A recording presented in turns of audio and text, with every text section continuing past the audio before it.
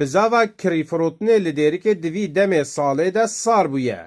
Xwediyên firojgeha dibêjin ev sarbûna bazarê ne bi nebarîna baranê ve ye, lêbelê bi sedemnê dîve girê didin. خودی بدعات ارزانیه و دلار جی نورماله و خودی حرکت ضعیفه لی بله وقتی دلار بهاد بی حرکت ما بهتر شد بدعات جی بهاد بی و خل بدعات بهتر ذكرنج يعني انها بيع هي نكونينه بس بيعك ولي ضعيفه يعني ضعيف جدا دولار جي له 425 انجابي يعني ها دولار ب 4 ونيف بدعات جي بهاد بي وخرج مواد خا بهتر فكره Xwedî firojgeheka şînî dibêje xelkê derîkê li ser alîkariyên ji dervetin jiyana xwe didomînin.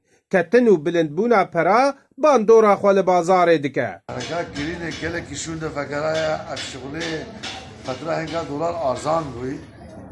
Gelekî sûka me miriye ji ber çi dolar ketiye û alem vê derê hemû jî etimada ser pêş derve ye. Wextê tê berê masraf nakin. Dolar miriye û sûka me şekil ye. Daş xwe dolar sarf dikirin 100 dolar bû 200 dolar bû ji xwe sarf dikirin evrakî pêş baş pê daha xwe xwarin dikirin. Odina alem dolar masraf nakî sûka me miriye sekiniye dervek sekiniye. Welatîk dibêje sûk wek xwe ye. Pêtiviyên sereke bihayê we wek xwe dimînin. حالتش تیدی ناین کرین بران في حالي ده بكز منامين البيدي حراد هاولي اللي هات يقام چبك امل هدينا فا تجاره مالك خلق خرات Bazara kirîfirotinê li derîkê bi diravên beyanî ve hatiye girêdan. Her wiha bi rewşa penaberên derveyê welat ve.